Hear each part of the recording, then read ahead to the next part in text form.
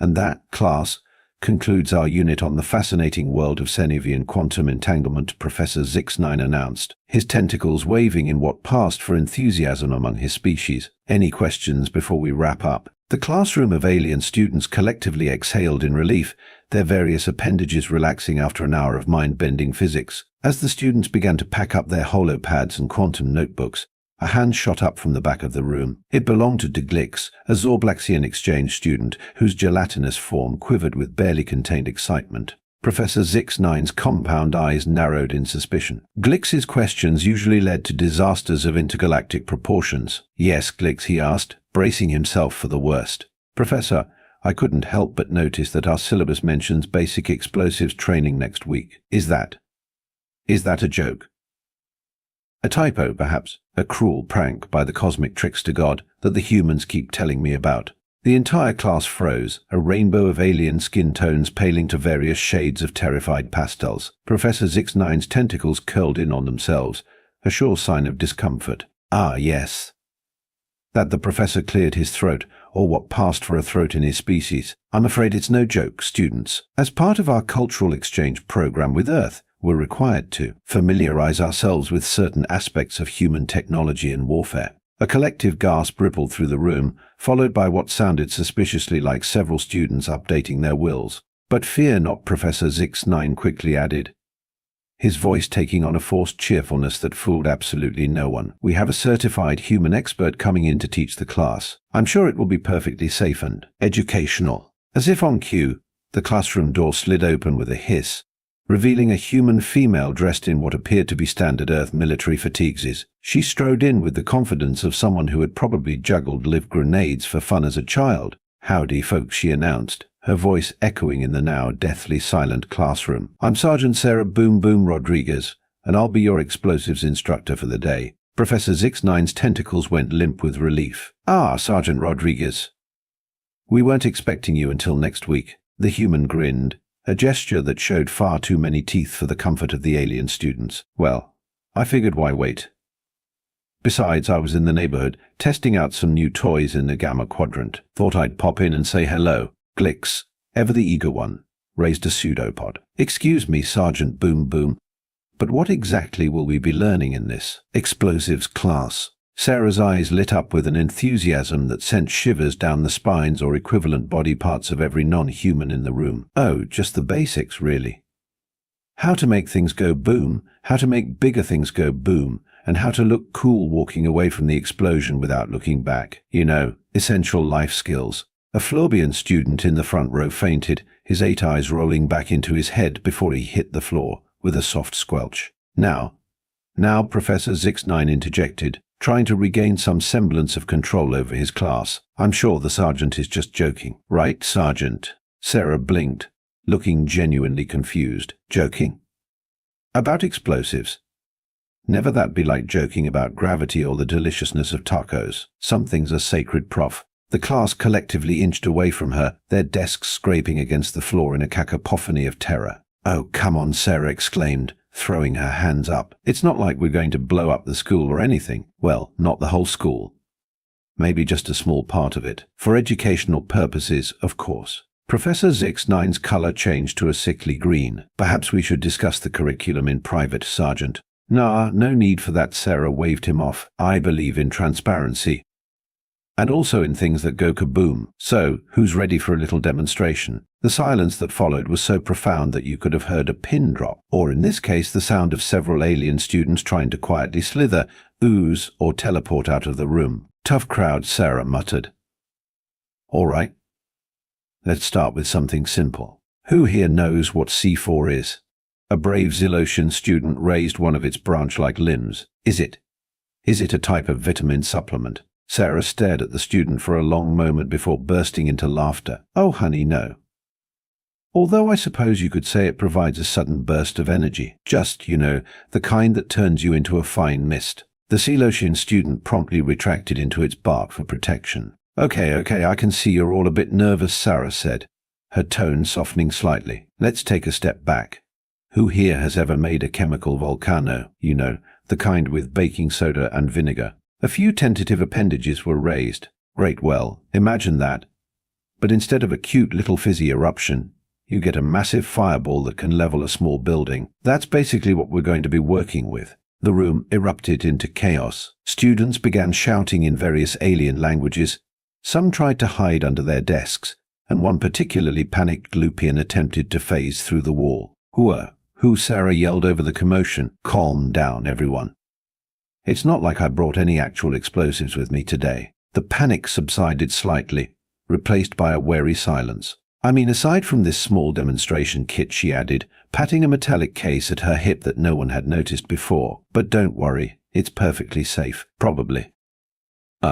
Professor Zix9 finally found his voice. Sergeant Rodriguez, perhaps we should postpone this lesson until we've had a chance to prepare the students mentally. Sarah looked around the room, taking in the terrified faces and other sensory organs of the alien students. For the first time, a flicker of doubt crossed her features. You guys really aren't used to this stuff? Ha. Glix, who had somehow ended up stuck to the ceiling in the chaos, gurgled a response. On my planet, the most explosive thing we have is carbonated beverages, and even those are considered too exciting for regular consumption. Sarah sighed, running a hand through her hair. All right, I think I might have come on a bit strong. How about we start with something a little less? Boom.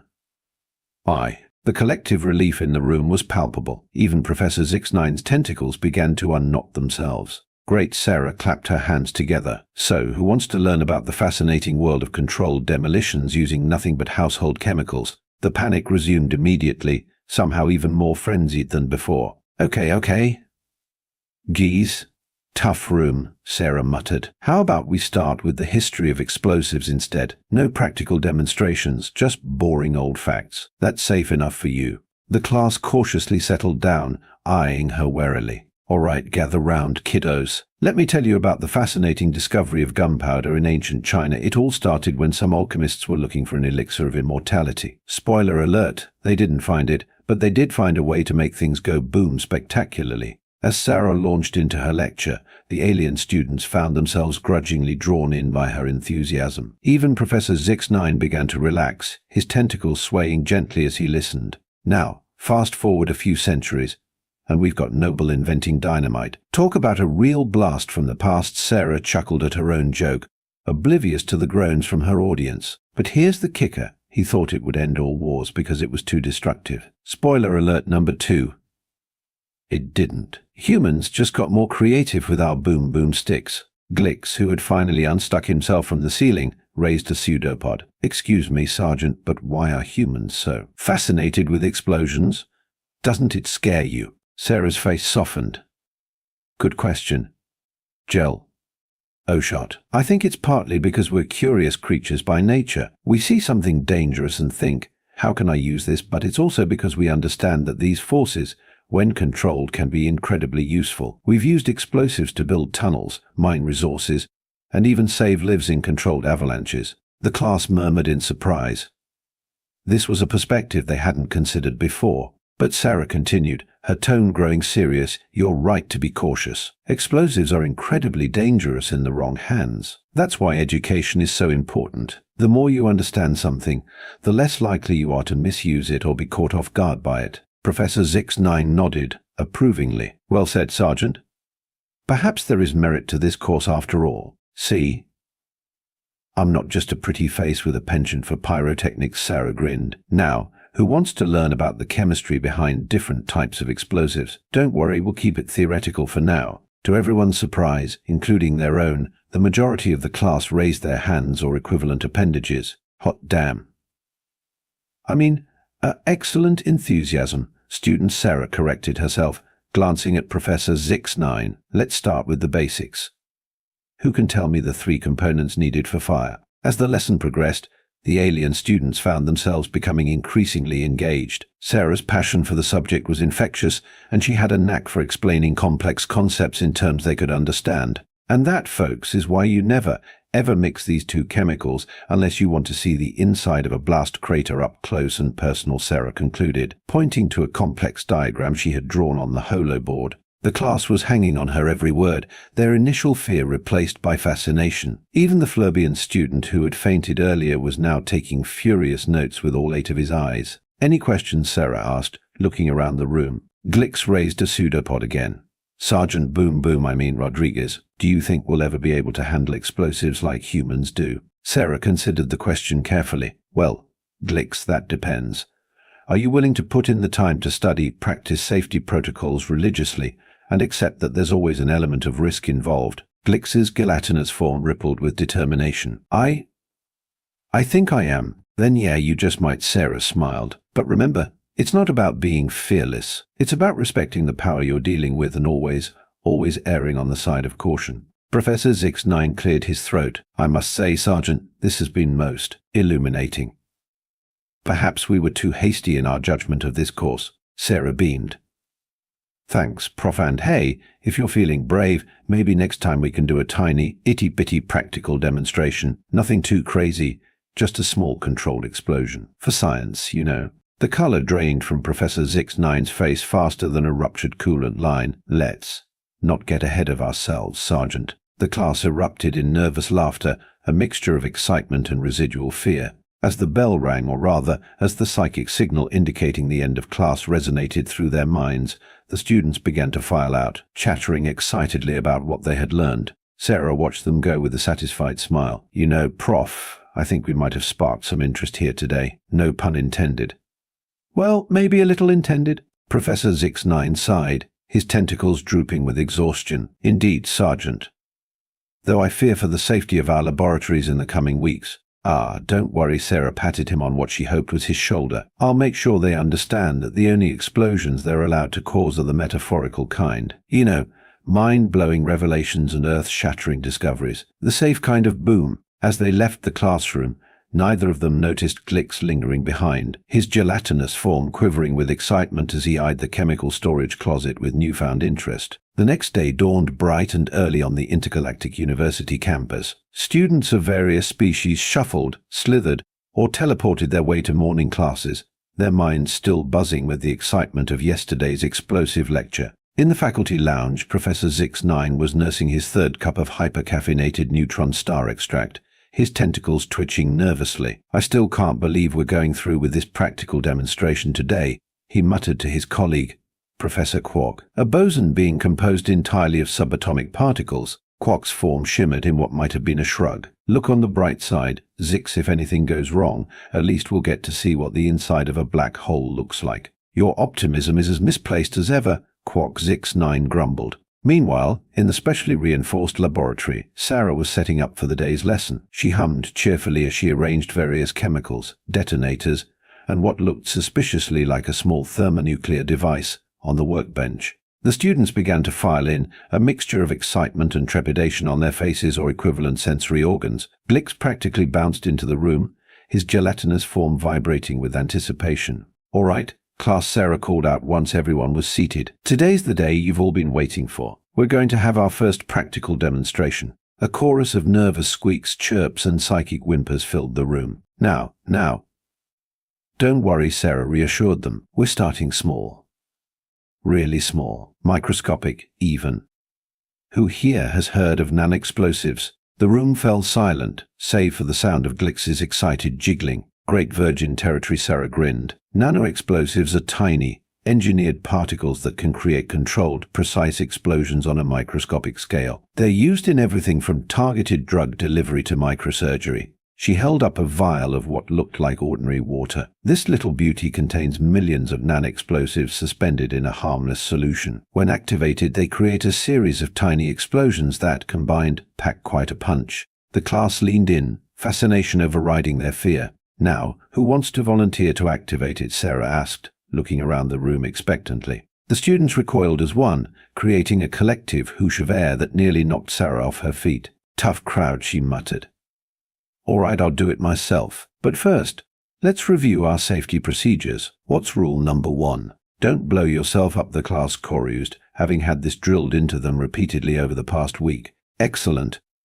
And rule number 2, don't blow anyone else up. Perfect. You're all natural-born demolitions experts, Sarah beamed proudly. Now watch closely. She carefully pipetted a single drop of the nanoexplosive solution onto a reinforced plate. Then, with dramatic flair, she pressed a button on a remote control. For a moment, nothing happened. Then, with a sound like a miniature thunderclap, The drop exploded in a dazzling display of light and force, leaving a tiny crater in the reinforced plate. The class gasped in unison, a mixture of awe and terror on their faces. Glix, unable to contain his excitement, accidentally split into two smaller Glixes before quickly reforming. "Holy quantum fluctuations," exclaimed a photonic student, her light-based form flickering rapidly. That was intense. Sarah grinned, her eyes sparkling with the reflection of the miniature explosion. "That, my dear students, is just the tip of the iceberg. Now, imagine scaling this up to, say, the size of a planet." Professor Zix9, who had been hovering nervously at the back of the room, suddenly felt very faint. "Sergeant Rodriguez," he interjected hastily, "perhaps we should focus on the less apocalyptic applications." Spoilsport Sarah muttered under her breath before brightening again. "But you're right. Prof, let's talk about how we use these little beauties in construction. Anyone ever wonder how humans build those underwater tunnels?" For the next hour, Sarah regaled the class with tales of controlled demolitions, precision mining, and the delicate art of shaping landscapes with carefully placed charges. The alien students, initially terrified, found themselves drawn into the strange and fascinating world of human explosives engineering. "And that's how we carved the faces of our presidents into a mountain," Sarah concluded, looking inordinately proud of this particular feat of explosive sculpture. A Gravitonian student raised one of its gravity-manipulating appendages. "Excuse me, Sergeant, but wouldn't it have been easier to just use regular carving tools?" Sarah stared at the student for a long moment. "Easier? Maybe infinitely less awesome." "Definitely." As the class digested this peculiarly human logic, Glix's voice piped up from the back. "Sergeant Boom Boom, I've been thinking." The entire class collectively held their breath. Glix's thinking usually preceded some of the most catastrophic events in the university's history. "Yes, Jello," Sarah asked, her curiosity piqued. "Well, you mentioned that non-explosives can be used for targeted drug delivery. Could we, hypothetically speaking of course, use them to create, say, carbonated beverages that are exponentially more exciting than the ones on my home planet?" The room fell silent. Even Sarah seemed momentarily at a loss for words. "Glix, my gelatinous friend," she finally said, a slow grin spreading across her face, "I think you might just be a genius." Professor Zix9's tentacles went limp with horror. "Sergeant, surely you're not considering?" "Oh, I'm not just considering it, Prof. I think we've just found our next project," Sarah announced gleefully. "Imagine it, Boom Brew.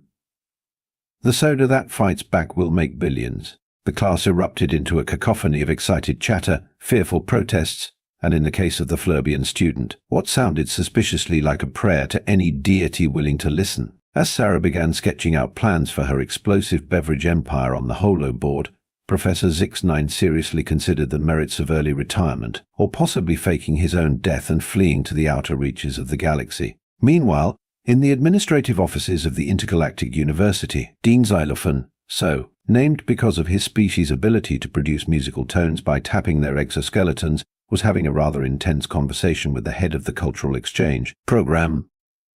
"You're telling me the Dean's exoskeleton vibrated in a tone of extreme agitation, that this basic explosives training is mandatory, that we can't simply opt out?" The holographic image of Ambassador Zorg, a being composed entirely of swirling gases, puffed up importantly. "I'm afraid not, Dean Xylophone.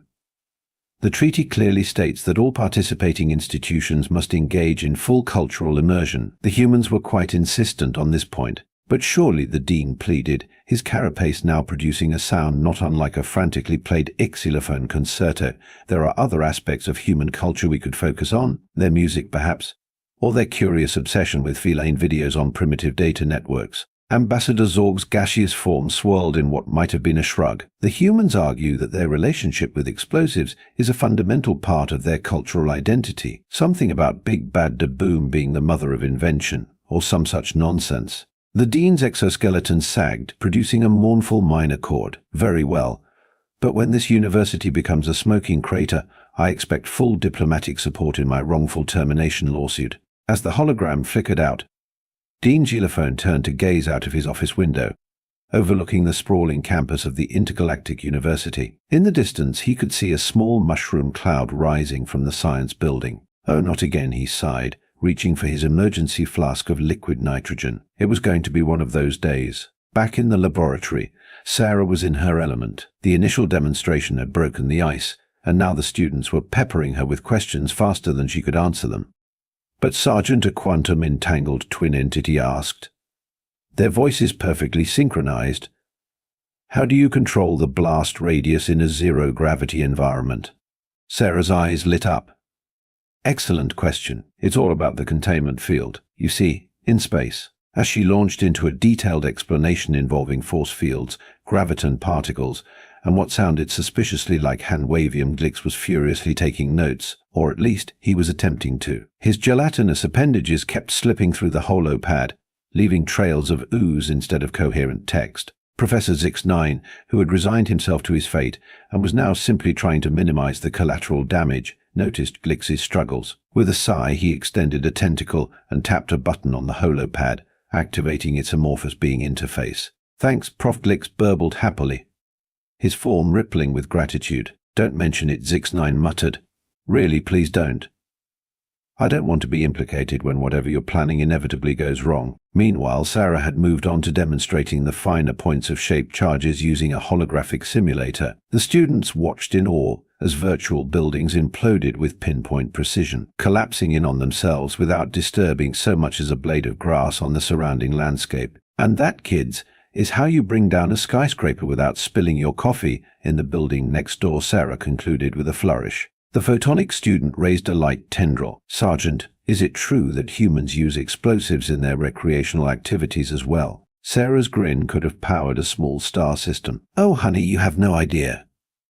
Let me tell you about a little thing we call fireworks." For the next half hour, the class was treated to a virtual fireworks display that would have put most galactic phenomena to shame. Explosions of color and light filled the holographic space above their heads, accompanied by Sarah's enthusiastic commentary. "And this bad boy right here," she said, pointing to a particularly massive burst of red and gold, "is called the Supernova Surprise. It's banned in 12 systems and 3 alternate dimensions." The students oohed and ahed, their earlier fear now completely forgotten in the face of such dazzling destruction. As the final echoes of the virtual explosions faded away, a small, timid voice piped up from the back of the room. It belonged to Wisp, a nebulate whose gaseous form was barely visible in the right light. "Sergeant Rodriguez," Wisp whispered, his voice as soft as a solar wind, "do humans ever use explosives for art?" The room fell silent. Even Sarah seemed taken aback by the question. "Art," she repeated, her brow furrowed in thought. Then, slowly, a smile spread across her face. "You know what, Wisp? We absolutely do. In fact, I think it's time for a field trip. Who wants to see some explosive art in action?" The cheer that went up from the class was loud enough to rattle the reinforced windows. Even Professor Zix-9 found himself caught up in the excitement, his tentacles waving in what might have been enthusiasm or possibly a stress-induced seizure, as Sarah began herding the eager students towards the exit, already plotting out the logistics of transporting a class of volatile alien beings to an explosive art demonstration. Professor Zix-9 felt a mixture of dread and resignation wash over him. He quickly tapped out a message on his comm device to Dean Ziliphone. "Initiating protocol, boom boom, prepare evacuation routes and alert the Intergalactic Insurance Agency." With a sigh that seemed to emanate from all 7 of his hearts, Zix-9 followed the chattering group out of the lab. As they made their way through the winding corridors of the science building, Sarah's voice could be heard above the excited babble of the students. "All right, gang. We're heading to the university's anti-gravity chamber. It's the perfect place for a little explosive art demonstration. Plus, safety first and all that jazz." The students buzzed with excitement, their various appendages twitching, waving, or in Glix's case, jiggling uncontrollably. As they approached the massive doors of the anti-gravity chamber, Sarah turned to address the group. "Now, before we go in, I need you all to promise me one thing," she said, her voice uncharacteristically serious. The students leaned in, hanging on her every word. "Whatever happens in there, nobody, and I mean nobody, tells the Earth Safety Commission about this. Deal?" A chorus of enthusiastic agreements rang out, accompanied by tentacle waves, light flashes, and one particularly excited squawk from the avian exchange student. As the doors hissed open, revealing the cavernous interior of the anti-gravity chamber, even Professor Zix-9 had to admit to a twinge of curiosity. The chamber was a massive spherical space, easily the size of a small moon, with a control panel near the entrance that regulated the gravity fields. Sarah strode confidently to the control panel, her fingers dancing over the buttons with practiced ease. "All right, kiddos. We're going to start with Earth normal gravity and then, well, let's just say things are going to get interesting." With a theatrical flourish, she pressed a large red button because of course it was red, and the chamber hummed to life. The students floated gently off the ground, their various forms bobbing in the zero-gravity environment. Now Sarah grinned, pulling out what looked suspiciously like a collection of colorful grenades from her pack. "Let's make some art." What followed was a display that would have made Jackson Pollock weep with envy and possibly fear for his life. Sarah began tossing the paint grenades as she called them into the air, each one exploding in a brilliant burst of color. The microgravity environment caused the paint to form perfect spheres, floating lazily through the chamber. This, Sarah shouted over the staccato of explosions, is what we call abstract expressionism on Earth with a little extra oomph. The students watched in awe as the chamber filled with a swirling galaxy of color. Glix, unable to contain his excitement, extended a pseudopod to touch one of the floating paint orbs. To his delight and Professor Zix9's horror, the paint began to absorb into his gelatinous form, swirling in psychedelic patterns beneath his surface. Glix burbled, his voice an octave higher than usual. "I can taste the colors." Sarah's eyes widened. Glix, maybe you shouldn't." But it was too late. Glix, now a swirling tie-dye of explosive paint, began to hiccup. With each hiccup, tiny explosions of color burst from his form, propelling him in random directions around the chamber. Glix squealed as he pinballed between his classmates, leaving trails of color in his wake. The photonic student, inspired by the display, began to manipulate her light-based form to interact with the paint orbs, creating dazzling prismatic effects that filled the chamber with rainbows. Not to be outdone, the quantum-entangled twins started to spin, their synchronized movements creating a vortex that pulled the paint orbs into a spiral pattern reminiscent of a galactic formation. Sarah watched the chaos unfold with a mixture of pride and mild concern. "Now this," she announced to no one in particular, "is what I call cultural exchange." Professor Zix9, who had been quietly hyperventilating in a corner, finally found his voice. "Sergeant Rodriguez," he called out, his tentacles flailing in distress. "Don't you think this is getting a bit out of hand?" Sarah considered the scene before her, Glix ricocheting around the chamber like a colorful pinball, the photonic student creating a light show that would put most nebulae to shame, and the quantum-entangled twins generating what looked suspiciously like a miniature black hole of paint. Now she grinned, tossing another paint grenade into the mix. "This is just getting good." As if on cue, the avian student, who had been quietly observing from near the ceiling, let out an ear-splitting squawk and dive-bombed into the largest cluster of paint orbs. The resulting explosion of color sent everyone tumbling in different directions, their laughs and shrieks echoing off the chamber walls. Meanwhile, in his office, Dean Gilofone was engaged in a heated argument with the university's legal team, who were frantically trying to update their insurance policy to cover acts of artistic terrorism. "What do you mean explosive paint isn't covered under our current plan?" the dean screeched, his exoskeleton vibrating in a tone that could shatter glass. "It's practically a staple of human culture." Back in the anti-gravity chamber, Sarah had decided it was time to kick things up a notch. "All right, class," she called out, her voice barely audible over the ongoing chaos. "Who's ready for the grand finale?" A cheer went up from the students, who by now were all covered in various hues of explosive paint. Even Professor Zix9, despite his best efforts to remain clean, sported a fetching pattern of polka dots across his tentacles. "For our final masterpiece," Sarah announced, pulling out a device that looked alarmingly like a small missile, "we're going to create a supernova of color. But first we need a volunteer."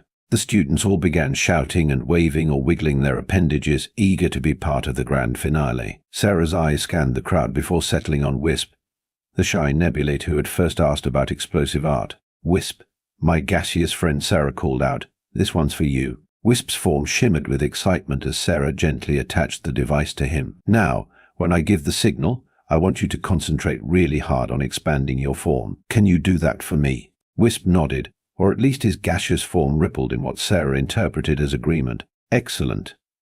Everyone else, brace yourselves. This is going to be big." Sarah counted down from 3, her finger hovering over a detonator. As she hit one, Wisp began to expand, his nebulous form growing to fill a significant portion of the chamber. At the same moment, Sarah hit the detonator. The result was nothing short of spectacular. Wisp's expanded form acted as a perfect medium for the explosion, turning him into a living, swirling nebula of vibrant colors. The other students gasped in awe as waves of chromatic energy washed over them, bathing the entire chamber in a never-shifting kaleidoscope of hues. "Now this," Sarah breathed, her eyes wide with wonder. His art. For a moment, everything was perfect. The students floated in awe, basking in the glow of their creation. Professor Zix9 even allowed himself a small tendril of hope that they might actually survive this class without a major catastrophe. And then, because the universe has a sense of humor and possibly a grudge against Professor Zix9, Glix hiccuped. The tiny explosion from his paint-saturated form was just enough to send him careening towards the control panel. Before anyone could react, Glix collided with the gravity controls, his gelatinous body smashing every button simultaneously. The chamber's gravity began to fluctuate wildly, alternating between crushing force and 0 G in a matter of seconds. The students were tossed about like cosmic confetti, their shrieks of surprise quickly turning to laughter as they realized this was just part of the fun. Sarah, ever the professional, merely adjusted her stance and grinned. And this, class, is what we call adaptive art roll with the punches, or in this case, the gravity waves. As the chamber descended into beautiful, chaotic madness, with students bouncing off walls, paint orbs colliding in dazzling explosions, and Wisp's nebulous form pulsating with waves of color, Professor Zix9 came to a profound realization. "You know," he said to no one in particular, his voice barely audible over the din, "I think I finally understand why humans are classified as a death world species." Sarah, overhearing this, flashed him a thumbs up. "Welcome to the club. Prof now. Who's ready for lesson 2? Improvised explosives for beginners." The cheer that went up from the students was loud enough to be heard 3 star systems away. And somewhere, in the depths of space, the cosmic entity known as Murphy smiled, knowing its work here was done. As the anti-gravity chamber continued its wild fluctuations, turning the entire room into a 0 G snow globe of color and chaos, Dean's xylophone burst through the doors, his exoskeleton vibrating in a frequency that could only be described as extreme administrative distress. "What in the name of all that is scientifically sound is going on here?" he screeched, his voice hitting a pitch that made several crystalline beings in the room resonate sympathetically. Sarah, still floating gracefully despite the gravitational chaos, turned to the dean with a wide grin. "Cultural exchange, sir. We're learning about human art, physics, and recreational activities all in one go. Talk about efficient education." The dean's eye stalks swiveled wildly, taking in the scene before him. Glix was still bouncing around like a sentient lava lamp, leaving trails of colorful explosions in his wake. The quantum entangled twins had somehow managed to create a miniature aurora borealis in one corner of the room. And was that the shy nebulite student glowing like a tie-dyed supernova? This is not what I had in mind when I agreed to this program," the dean sputtered, his exoskeleton now producing a sound not like a malfunctioning jazz band. "Oh, come on," Dean Xylophone Sarah cajoled, effortlessly dodging a flying glob of explosive paint. "Where's your sense of adventure?" This is hands-on learning at its finest. As if to punctuate her point, the avian student chose that moment to unleash another ear-splitting squawk and dive-bomb a cluster of paint orbs, creating a dazzling explosion of color that briefly outshone the room's artificial sun. The dean opened his mouth to protest further, but was interrupted by an excited burble from Glix, who had managed to stop his uncontrolled bouncing long enough to address the group. "Dean Xylophone," Sir Glix oozed enthusiastically, his gelatinous form still swirling with psychedelic colors. "I think I've just had a breakthrough in my thesis on quantum chromodynamics and its applications in intergalactic diplomacy." The dean blinked in surprise. "You what?" Professor Zix9, who had resigned himself to the madness and was now floating serenely in a meditative pose, chimed in. "I hate to admit it, Dean, but the students have shown remarkable progress in their understanding of complex physical principles, not to mention their creative problem-solving skills." As if on cue, the photonics student managed to create a dazzling light sculpture that perfectly illustrated a complex 5-dimensional equation, using nothing but refracted explosive paint and her own bioluminescence. The dean's exoskeleton sagged in defeat. I suppose if it's for the sake of education," Sarah beamed triumphantly. "That's the spirit, sir. Now, who wants to learn about the fascinating world of rocket propulsion? I've got some leftover solid fuel in my bag that I've been dying to try out." As the students cheered and the dean let out a sound that could only be described as an administrative whimper, the anti-gravity chamber continued its wild dance of color and chaos. And somewhere in the great cosmic classroom of the universe, a lesson was learned about the true meaning of cultural exchange, explosions, art, and all.